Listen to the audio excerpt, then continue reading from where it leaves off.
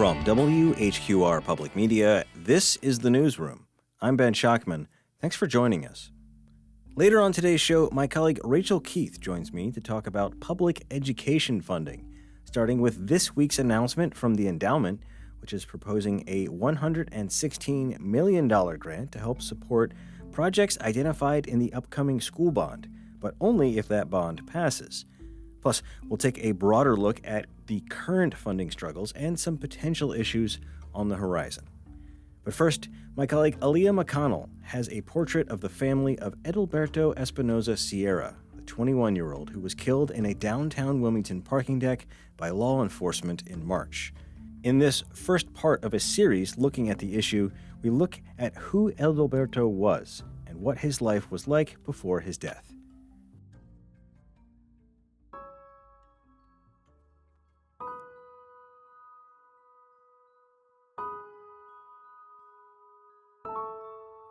It's been over a month since the family of Edilberto Espinoza-Sierra learned about his death, which has left them with many questions.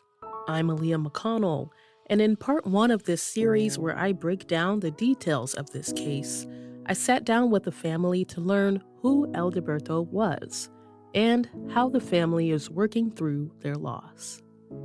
This year, Easter Sunday weighed heavily on the Espinoza-Sierra family. On this day commemorating the resurrection of Christ for many, the Espinoza-Sierra family says they dreamed that one day their beloved son, brother, and friend, Edilberto, will live again.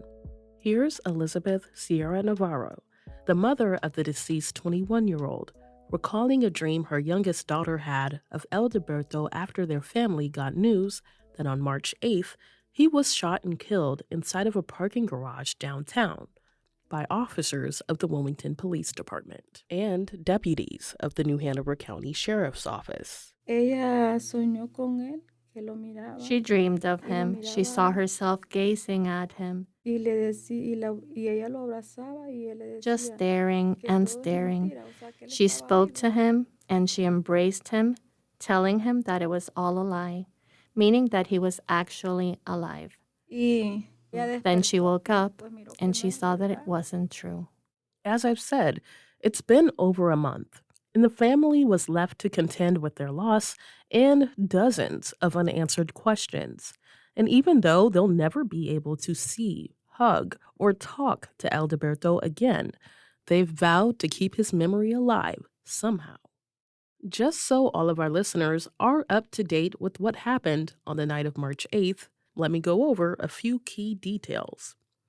WPD officers, along with deputies from the New Hanover County Sheriff's Office, were responding to a shooting that took place at the 2nd Street parking deck downtown, which resulted from two fights that broke out moments before.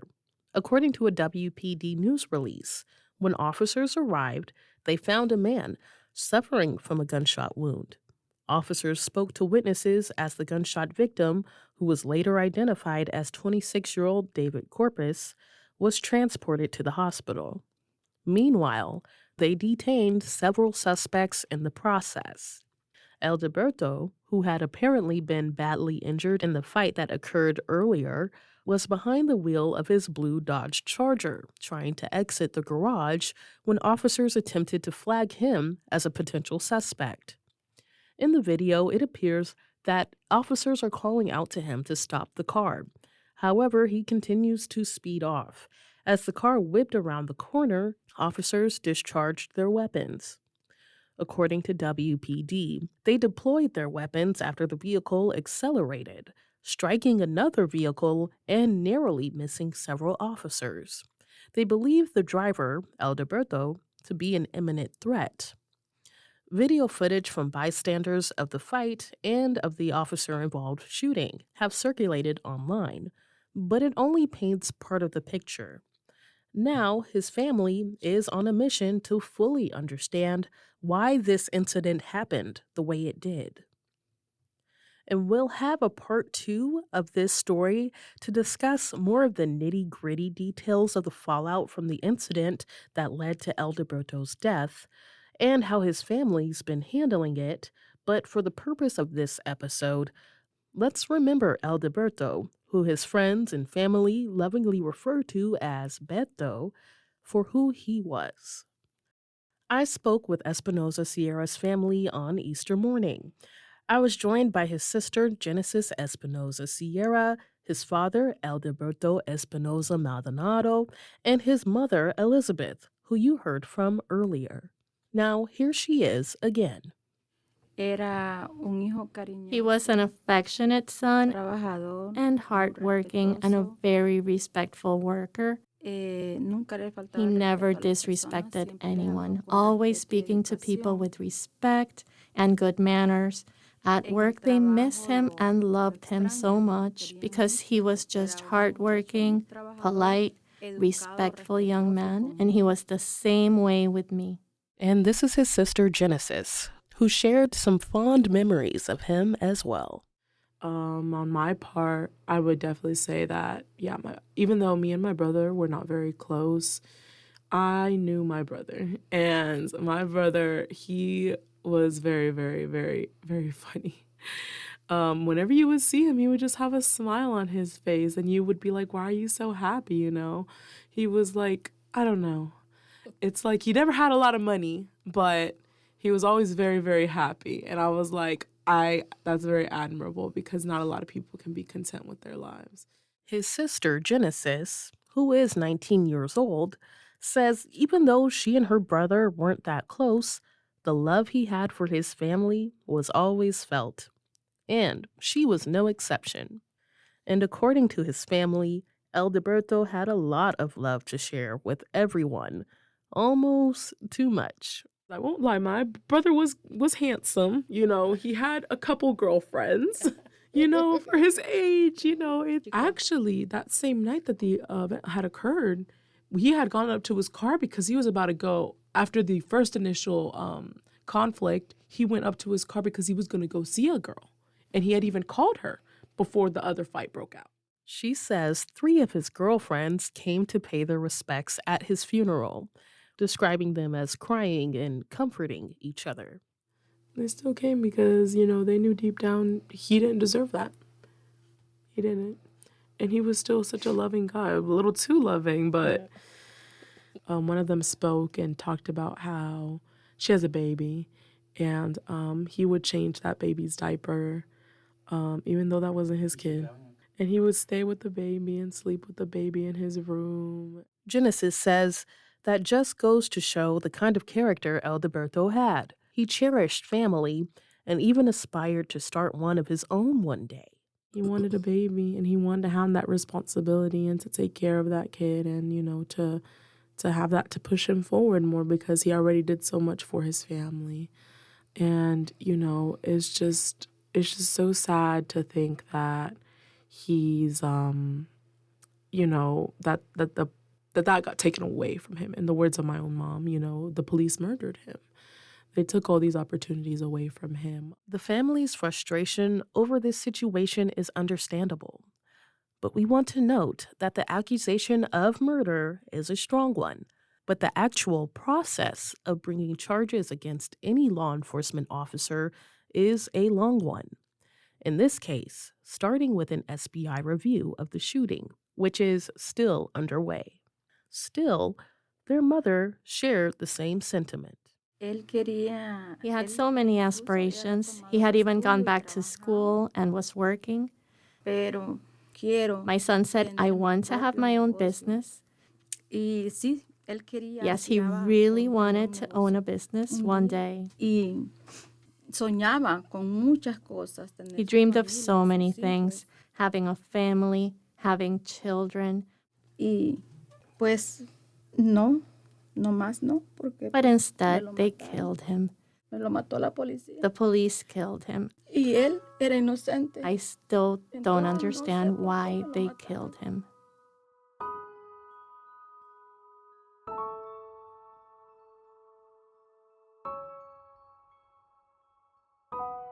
I met up with the family at their home in rural Wallace by following a road contoured by farmland so vast it would take hours to trek, until a humble one-story home emerged from a lush green vale.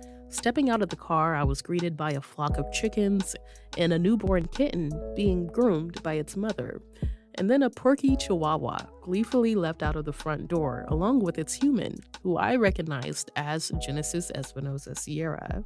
Together, they ushered me inside the home. Once inside, I caught up with Genesis and her family as they prepared for a cookout. Yo no cocino frijoles. She's making a joke. We all originate, well, except for obviously the younger ones. Yeah. We all originate from Honduras. We've been here like at least 20 plus years. Yeah, all Duplin County babies. Yeah, we all kind of grew up together, me and my cousins. Here's Edilberto's uncle, Selvin Espinoza, speaking proudly of his nephew for being the only one out of his siblings and cousins to go back to Honduras and experience the banana plantation that he and his brother, Edilberto Sr., grew up on. My son went to Honduras but never went to the banana plantation. But Betito is the only one so far that went to the banana plantation and walk where we used to walk at a young age. So he was the only one. Yeah, he said he liked it. He liked it. I mean, the way life is over there. But he loves, Duplin County. I mean. As part of my visit, I toured Edilberto's room, while one of his aunts refreshed the vermilion paint on his walls. It was modest in size and sort of utilitarian in a way. Aside from a few mementos, there was a bed, nightstands on either side of it, and a dresser. All the basic bedroom needs. No more, no less. As his family has said, he really didn't need much to be happy. Here's Genesis guiding me through some of his keepsakes. He used to play soccer. These are all his soccer tournament, his trophies. Yeah, let me see. Oh, this is another soccer trophy. Yeah, he was really he may have been chunky, but he was athletic. Surprisingly, very athletic young man. And sitting near his bed, I noticed a small teddy bear. It was a Build-A-Bear, and my mom had left a message in there for him. And it's just also because, he was still a kid. I'm sorry, but if you're living with your parents, you're still a kid. You're still very much, I'm not saying he wasn't a grown man paying taxes and, obviously, working and stuff. But, you're still with your parents. You haven't even had a child yet. You haven't even lived. You know what I'm trying to say? So it was just kind of to show that kind of kid aspect of him. And then this is just my little sister made this one. It said Forever 21, but it kind of the letters ripped off a little bit. But, because he is forever 21 now. This is one of the verses that we're actually burying him with. Basically, it's, in God only my soul is quiet, and from him comes my salvation. So that's that might not be the right translation. I just translated it from the Spanish one, so I might be a little bit wrong. But that's the one we're burying him with, and we have his obituary here. That verse Genesis is reciting is Psalms 62:1, and it says, "For God alone my soul waits in silence. From him comes my salvation."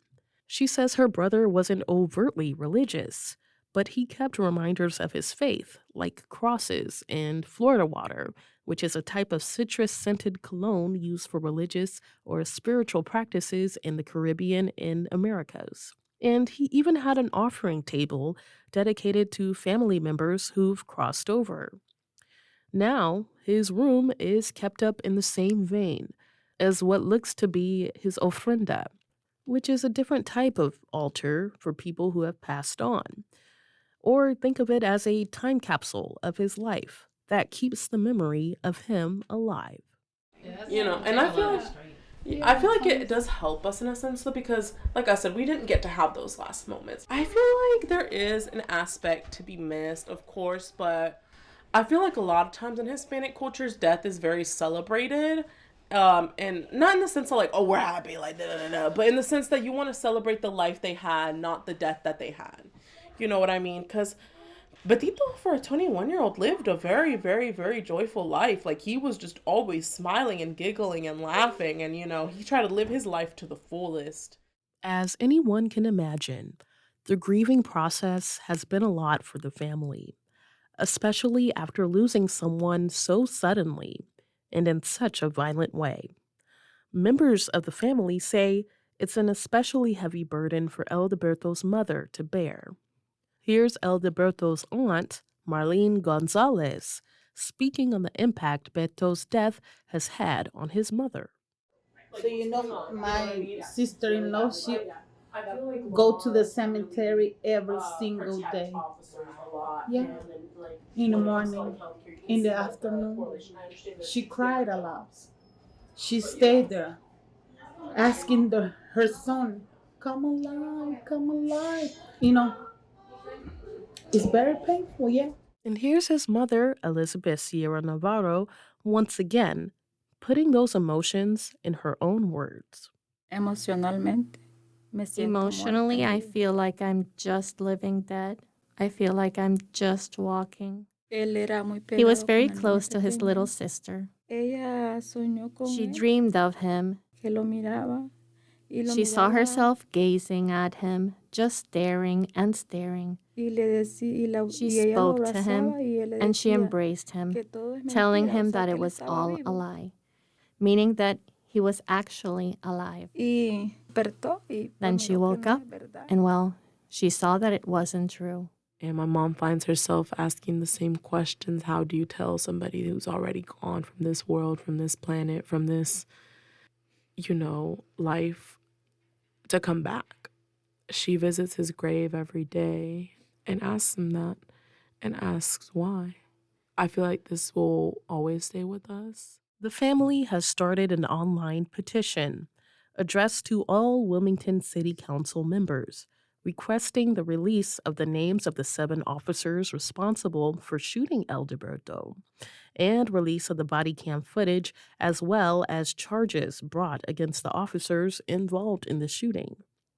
But just a note here, because of state law, releasing law enforcement video can be a difficult process, requiring a judge's order. While City Council can't unilaterally release the body cam footage, even from city police officers, they could support requests for it to be made public. Likewise, the decision to charge officers is out of the city's hands. It would begin with the ongoing SBI investigation and then fall on the district attorney's office. But in the petition, it states, quote, supporting this petition means placing public pressure on the agencies and organizations that are either complicit in Edilberto's murder or have the power to facilitate justice. It means allowing the family to grieve without the distraction of confusion and outrage. It means upholding the memory of Edilberto, who was known to everyone as a kind, beautiful soul and will be dearly missed. Genesis actively canvasses for signatures, finding public spaces to share Edilberto's story face-to-face with the people of this community. And so far, out of a goal of 800 signatures, the petition has 612. A lot of people can, even just hearing from the story or seeing it on the news, agree. And I'm very glad to, because obviously there's always that doubt that one has to how the media will perceive things. And it's been a great support what people have done for us, because it shows that this city wants a change. So they want these 3 demands to be met just as much as we do. And I'm grateful to anybody who has signed this and has even just reached out and given us these videos, because without this community and without these people who are so willing to help us, we would not have half the information we have right now. And if anybody has any more videos, please send them to us. The family says, like the officers involved, they want those involved in the altercations to be brought to justice as well. However, they did not disclose exactly to what extent or if they'd be seeking legal action. Stay tuned for part 2 of this story, where we'll dive deeper into the incident itself, and we'll also hear from Edilberto Espinoza-Maldonado, Beto's father, to discuss what information could be gleaned from the vehicle.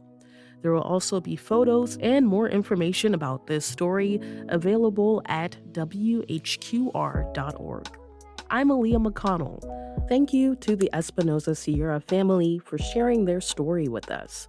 And thanks to our voiceover actress for helping with the translations in this episode. And thank you for listening to WHQR. All right. Well, we need to take a quick break, but we'll be back in a moment with my colleague Rachel Keith as we talk about education funding, starting with this week's announcement from the endowment. I'm Ben Schachtman. You're listening to The Newsroom. Stay with us.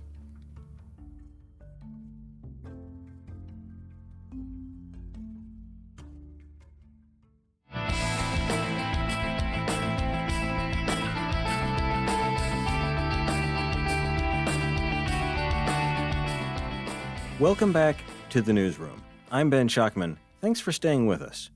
Up now, a look at public education funding.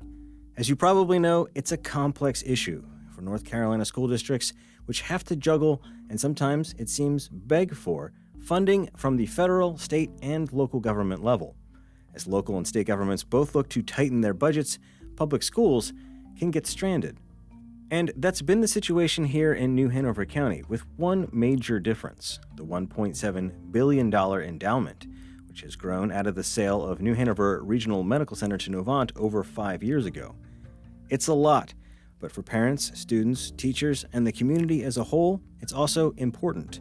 So, with me here to unpack all of this is my colleague, Rachel Keith. Rachel, thanks for being here. Thank you. So we are recording this on Thursday, and our scheduled sort of agenda of things we wanted to discuss got disrupted a little bit by a last-minute announcement from the New Hanover Community Endowment. Yes, and you went to that press conference, which was Thursday morning, and what did you learn, Ben Schachtman? So the big announcement, which they got right into, is a $116 million grant from the endowment to New Hanover County that is designed to support the $320 million school bond that's going to be on the ballot in November. So I know we are throwing some big numbers at you. So here's how this breaks down. This doesn't change the existing plans for the school bond. That $320.5 million bond will still be on the ballot in November. The public will still have to vote for it and approve it if and only if that bond passes. Then the endowment has agreed to give $116 million in 10 annual payments, so $11.6 million every year for a decade, to the county. And that would start in 2028. That's the same year that construction would probably start on some of those school bond projects. The endowment gave the county pretty free range to use this however they want within the world of those school bond projects. So they could take that first $11.6 million check and just pay for concrete and steel. Or they could use it to pay down the debt that they're taking on that year. The bottom line for taxpayers is pretty much going to be the same no matter how the county does that. And this was the big headline for some fiscal conservatives, is that we had been expecting a 1.75 cent tax increase to go along with this bond. So, for example, if you have a $500,000 house, that would have been somewhere around $87.50 a year in extra taxes. This will reduce that down to a half penny, which is about $25. So that was the big takeaway from Thursday morning's meeting. There's lots of other details, but that was the headline news. And the projects on the bond, this announcement does not disrupt what's going to be funded by this school bond that the county and the school board have decided upon. Exactly, yeah. It is not quite a blank check, but it doesn't come with any strings in terms of the endowment saying, well, we really want to see you do this project or that project. And we did have some questions because we kind of knew this was coming, at least by last weekend. We were pretty sure this was coming. So some of the questions were, would there be strings attached? There are some conditions in this grant. There's some collaborative projects that the MOU between the endowment and the county suggests that they should do. A lot of that has to do with looking at enrollment, which schools are over-enrolled, which schools are under-enrolled. There's also an actual requirement, so this has to be done. And this is a parent-guardian survey about where kids are getting childcare from before they come to kindergarten, and that could inform future endowment grants. Could, not necessarily, but could. And the rest of the collaboration kind of has to do with encouraging the district to pitch grants for technology improvement and some other things that the endowment could consider in the future. But in terms of the endowment stepping in saying, you have to spend this money on this stuff, no. Another question we had was, couldn't the endowment have been involved earlier? So one of the issues we've heard, for example, is that The bond committee, which you covered pretty closely. I mean, they not heated, but they had some intense negotiations about what the most important projects are, because this $320 million doesn't cover all their needs. That's right. And we know that only phase one of New Hanover High School is covered in this bond, this November bond, but that leaves $170 million left unfunded for phases 2 through 4. However, if the county does decide to pay down some of this debt, that could mean potentially, if they decided, that they could take on more debt and potentially do capital projects on their own, maybe another phase of New Hanover, because this lift allows them more flexibility to fund more projects in the future. That's exactly right. And I spoke to some of the county commissioners who kind of agreed with that assessment. I know there are folks who wished that committee that had school board members and county commissioners on it had kind of known there might have been this extra wiggle room financially. But the point is, now going forward, they will still have more financial flexibility than they otherwise would have. Because we had been hearing that without the endowment stepping in, this might be the last school bond for a decade, maybe longer. So the last question we had was about previous discussions we have heard with the endowment when it came to funding for schools, specifically this school bond. And some folks may remember in December, the endowment held one of its 2 public meetings, and an audience member actually asked some of the endowment leadership, hey, why don't you guys just pick up the whole tab for the schools? So I put that question to Shannon Winslow, who's the chair of the endowment board, on Thursday. So last December, during the endowment's public meeting, an audience member asked the endowment if the endowment could pick up the tab for the school bond, and they were told that was prohibited by founding documents. What changed? I'll take that. Thank you, Ben. I answered that question, and I do recall that was the first question out at the listening session. My interpretation of that question was that the audience member and citizen was asking about the endowment taking down the $320 million, the full amount. And as I indicated, our governing documents and bylaws state that we cannot do that in its entirety, and because that would be supplanting, which would violate our APA.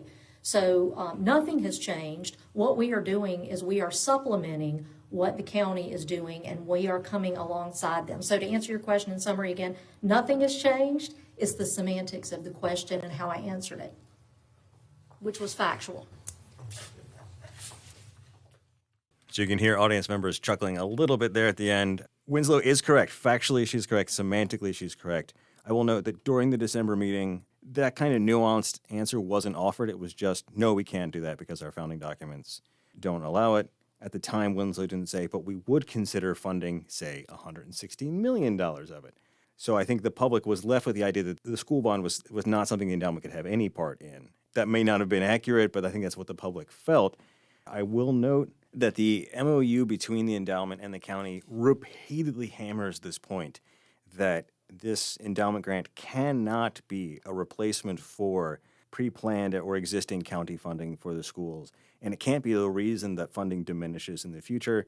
So to Winslow's point, paying for the whole thing is out of the question, and it can't be the kind of thing where they step in and are just replacing funding that the county would otherwise be providing. And you talked to the CEO of the endowment, and she told you, well, you asked why now? The details of the bond have been hashed out. So why now come up with this funding when maybe this could have been secured earlier on? So yeah, I got a chance to talk to the endowment's CEO, Sophie Desjardins.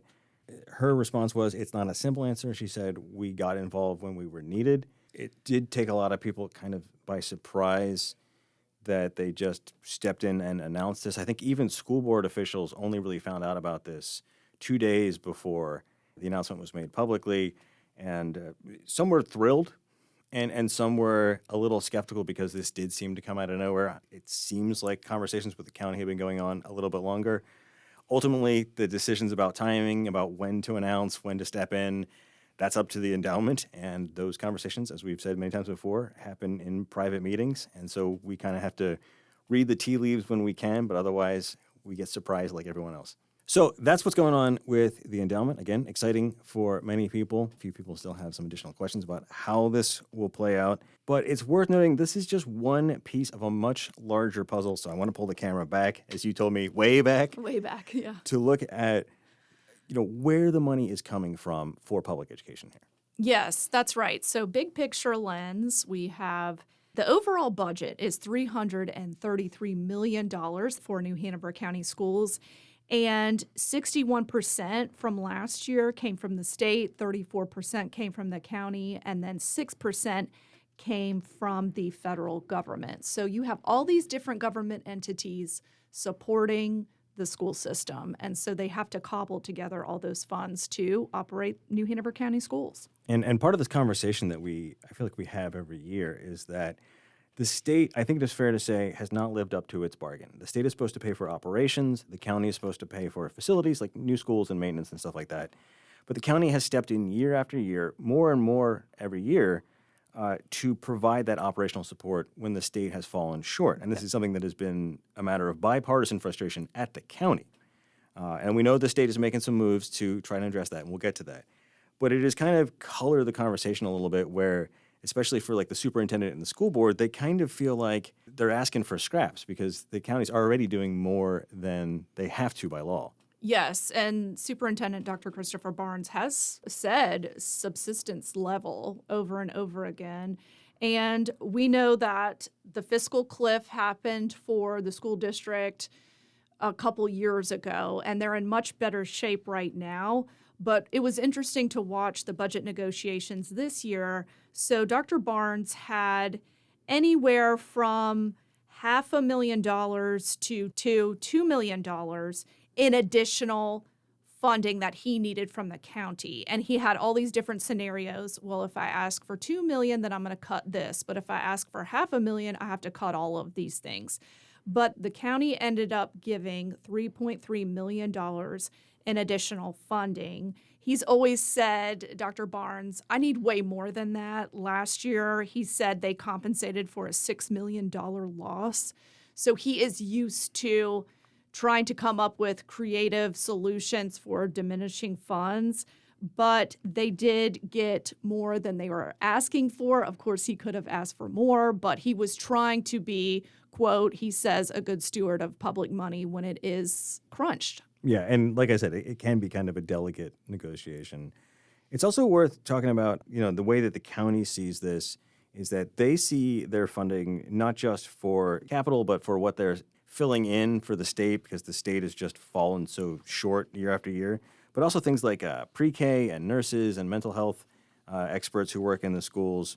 So they, depending on how you slice it, I mean, the county has been occasionally a little salty, basically, that they feel like they don't get credit for everything they do. And there are a lot of different ways that they step in and support the schools.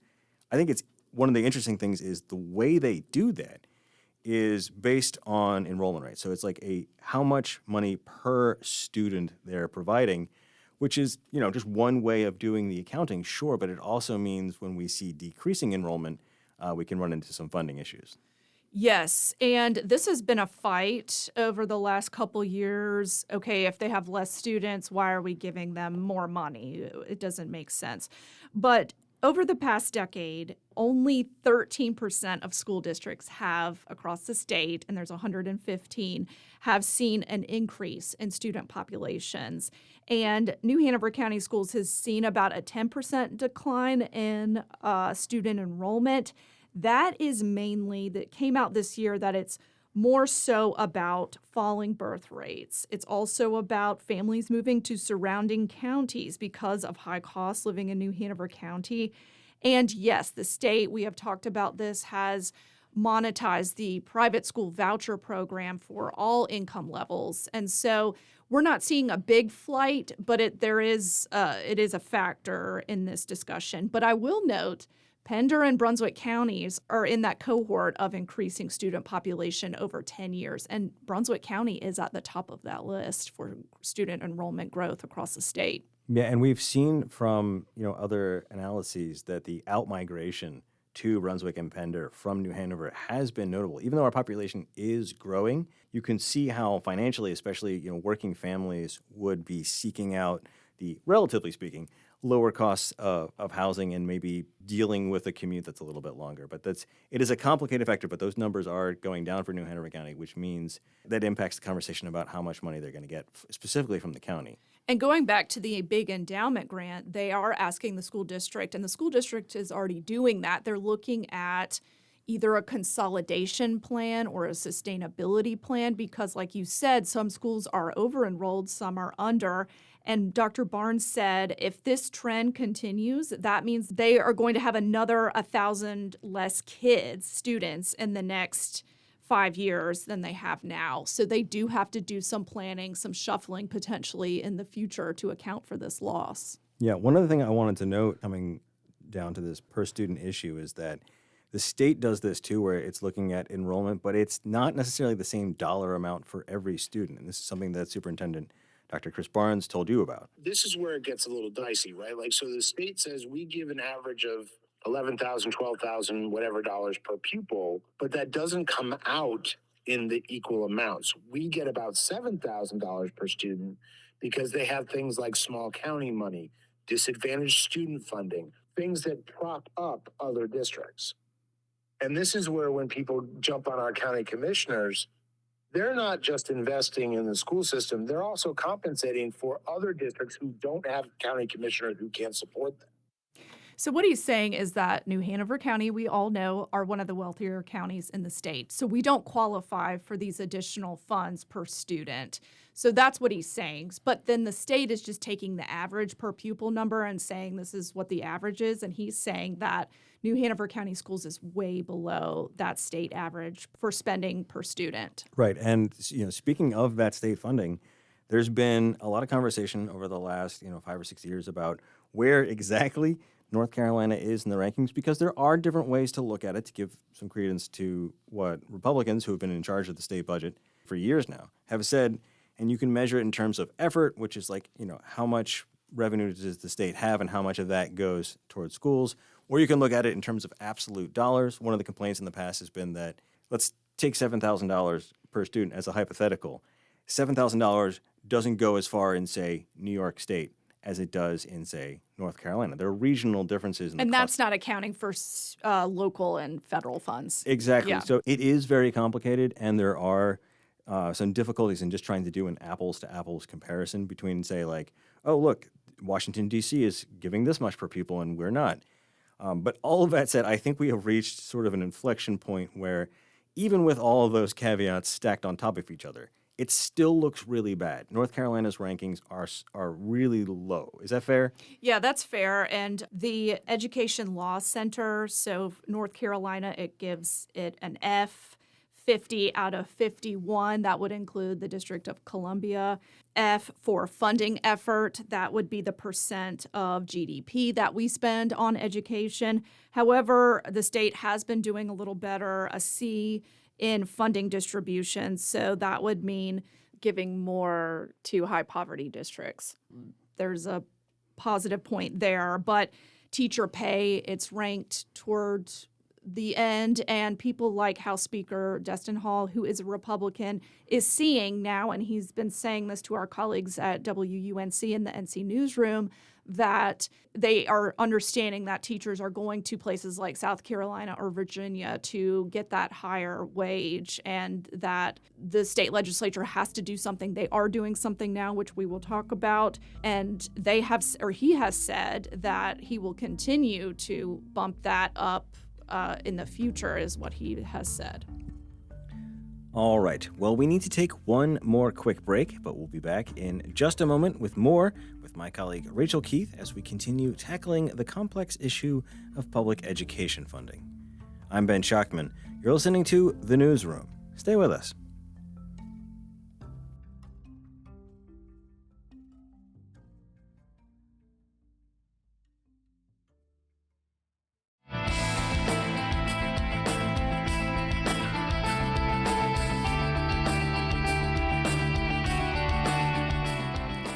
Welcome back to The Newsroom. I'm Ben Schachtman. Thanks for staying with us. We return now to my conversation with my colleague Rachel Keith about public education funding. Yeah, so two things I want to take here. One is that for almost a year, North Carolina has been without a budget. The last in the country. The last in the country to do so. We're actually almost into a new budget cycle where we just missed one. And what that means is that when a state like North Carolina doesn't pass a budget, it just reverts to last year's budget as a blueprint. But that means cost of living raises, which are really the only weapon against inflation, don't get implemented. And so that's been very frustrating for folks. We do see some movement now between the House of Representatives and the Senate in North Carolina. We're cautiously optimistic that we will see a new budget. One thing that's been frustrating, I think, for school districts, and you got into this with Dr. Barnes, is that there's some deferred maintenance on salaries here. So the state's going to implement a larger than average increase as an acknowledgement that it has been over a year since they should have had the last one. But that means that local districts going to have to respond financially, but they've already been doing their budget, and they, at a certain point, couldn't really wait for the state anymore. So what does this do to like our local budget? Yeah, and it's yet to be determined because technically the legislature has released a new pay schedule, but it's not set in stone yet. The budget has not officially passed. But we're looking at, again, it is similar to the past salary schedules in which the higher bumps go to beginning teachers 1 through 6. So that those percentage increases are 10% and above. But when you start to look at 15 years and above, except for year 24, they're at 5%. And what Dr. Barnes has budgeted for salary increases is 3%. But now we know that the average is 8%. So the wrench here is that the commission funds 666 positions, and the state, for context, funds 2,253. Total employees is 3,300 about. Some of those are federal funds, but you can see that a huge chunk, the county commission funds. And guess what? When the state passes a raise, it's only for those state workers. That's who they're accounting for. They're not accounting for those raises for the local positions. So I'm saying to him, what are you going to do? Right, because you could have a situation where, you have two teachers with an equal amount of experience teaching equivalent classrooms, but one's set up to get an 8% raise and one's set up to get a 3% raise. So that's a problem. So here's what Barnes told you. First, I would be cautious for any educator to walk out and say, I've got an 8% raise coming or I've got a 3% raise coming without a bill in my hand, because I don't want anyone to get caught surprised either. And that 8% average does not mean 8% for everyone. It's going to take some time for us to make sure that we have it done correctly. And for us, I'm not going to worry until I see a bill that gets signed. And I can do all the back of the envelope math that I want, but I will tell you that I am not going to be okay with losing student-facing positions for anybody. He is saying what he has done in budgets past, that no teacher is going to lose their job because of a raise for another teacher. He said, quote, it's just not going to happen. So what he would do is probably funnel people around to different schools, change positions, close vacancies. What he has said is that there will be a job for you. It might not be the job that you have currently. And again, we don't have a bill in hand, so he knows it's coming, but he said that he's been cutting pretty much every single year, so he's used to this predicament. He said that him and Ashley Sutton, his chief financial officer, will be able to handle it, is what he's saying.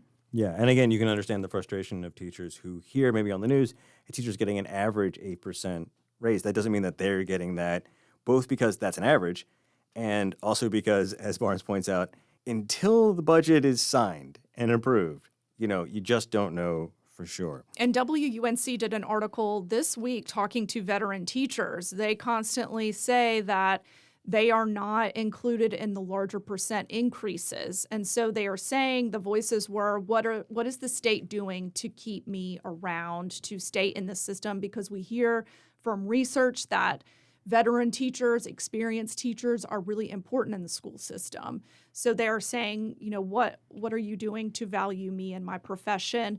And right now we're seeing that master's pay, that's not been added. and they have national boards is another way to get a pay raise, but the state's not going to do a back pay just because they've missed all those percent increases. There are some bonuses, 1,000 or 500, depending on how many years you've served as well. So it's a complicated picture, but the state is doing something. In years past, they have not. Right. And so those are the two big frustrations with the state. One is the delayed budget means, no annual cost of living increase, and then the situation that it sets up for the district, which then has to figure out how to fund those locally funded teachers to keep them at the same level of the state. Otherwise, it's going to feel unfair. It's terrible for morale. And New Hanover County is not alone. He says every county in the state, the local government does support the operating costs through staff salaries. So everybody, he is saying, will be facing this predicament. So there's two more things I want to touch on before I let you go. One is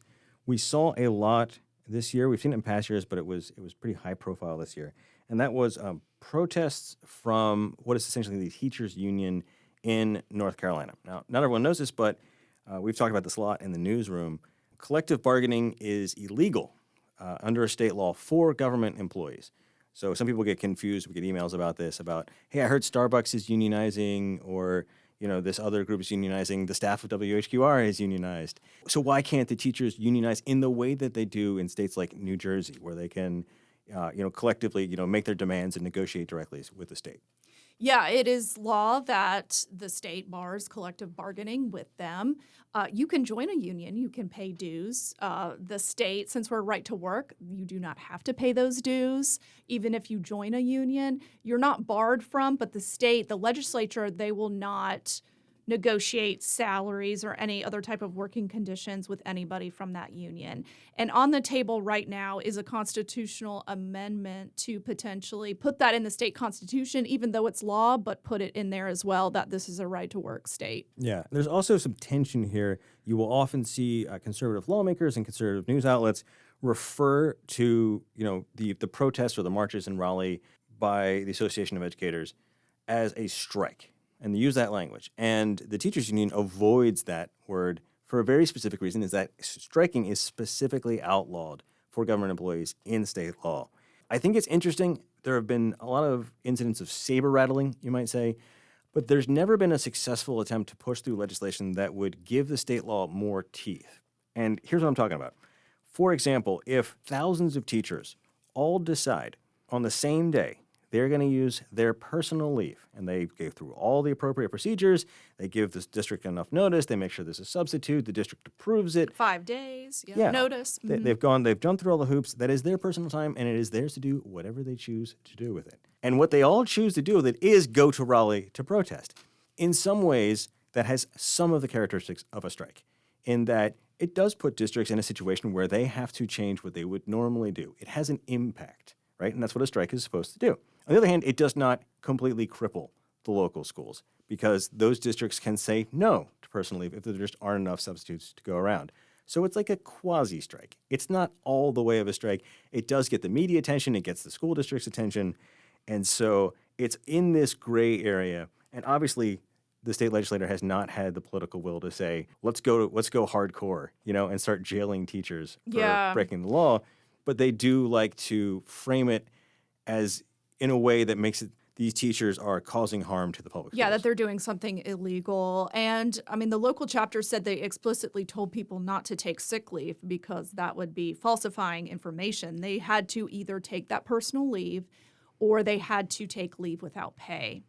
So they went those routes. So it is their time, and we do have those on that other side that said it doesn't matter. This is what it is. Yeah, so that's why you've heard some of those things in that debate. And the last thing I want to touch on here is some issues on the horizon. There's a few things here. One is we've already talked about, the county, and they are right to say this, goes above and beyond what the law requires them to do in terms of operational funding, which is supposed to come from the state. Now, there's people who like them to do more, and that includes our state senator, Republican Michael Lee, and we've heard other folks in the General Assembly say they'd like to see counties do even more to support the schools. But that can be tough for a number of reasons that we've been talking about in the newsroom. Yes, Senator Michael Lee has said in the past that he'd like for school funding it to be 45% coming from the state and 45% coming from the local county commission. So how would the local commission come up with those additional funds? It's likely that they would have to raise property taxes. If they're not going to raise property taxes, then what is it? Sales tax? Is it everybody looking to the endowment for those additional funds? And if they're not going to raise those taxes or get those additional revenue streams, what are you going to have to scale back? So that's the conversation that this community needs to have about where the money is coming from. And of course, the endowment can only spend money in one of 100 North Carolina counties. It's not spending money in Brunswick or Pender County or Duplin or anywhere else. So there's lots of other counties that are facing this potential funding crisis without an endowment to help them out. Complicating this, there are now a number of constitutional amendments, state constitutional amendments, that we may see on the ballot in November that would do two things. One would be to permanently put a cap on income tax, although state Republicans are already planning to take it below that. The idea here is that if Democrats were able to take control of the General Assembly, they wouldn't be able to then raise it. Another one would, in ways that aren't quite hammered out yet, limit increases in property tax, where counties get the majority of their funding. They get the lion's share of their funding from property tax. The next largest is sales tax. And so, again, looking at our budget, there are not a lot of places left to cut. And I think a lot of counties have done this. The economic situation has been difficult over the last years. You can make a good case for austerity, but without the tools of property tax, it's going to be difficult. And if that's happening at the same time as the state is asking counties to step up even more to fund education, you can see this kind of coming to a head at some point. Yes, and that state income tax would be capped at 3.5%, which you said could be tapered down. We know that the corporate income tax rate is in the process of being phased out entirely. So yeah, where is this funding come from? This local property tax, it sounds like for now on the ballot in November, it will say, do you want to limit this? And that they would decide at a later time what that limit would be. So we'll have to put a pin in that and keep an eye on it. But just know that funding schools and negotiating between state and federal and local funding and getting that all to work is difficult enough, and there are some things on the horizon that could make it more difficult.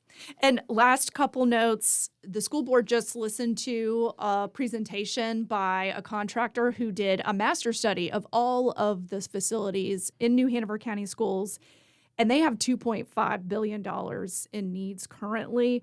Of course, they're not going to do all of those, but there are a lot of things to work on in the district. And people say again and again, what about the North Carolina lottery money? I believe that the district only gets a couple million for capital improvements from that fund. This is not a windfall to the district. Yeah, we do know after our conversation with State Auditor Dave Bullock that he's doing a performance audit of the education lottery because revenue has been significantly up, but the funding stream to the schools has not borne that out. I think it's important work. I'm glad he's doing it. It is not enough to fix the bigger education funding problems that we're talking about. So when people bring up the education lottery, I'm like, yes, it could help, but it will not fix it. Right. All right. Well, that's all for now. Rachel Keith, thank you so much for your time today. Thank you. All right. Well, that's all the time we have for today's episode. Thanks to Aaleah McConnell for their reporting, Rachel Keith for joining me here in the studio, and as always, WHQR Program Director Ken Campbell for technical support. Music for today's show was provided by If These Trees Could Talk and Blue Dot Sessions. If you have questions, comments, concerns, or an idea for a future show, you can email us at newsroom@whqr.org. I'm Ben Schachtman. Thanks for listening, and I hope you'll join us for the next edition of The Newsroom.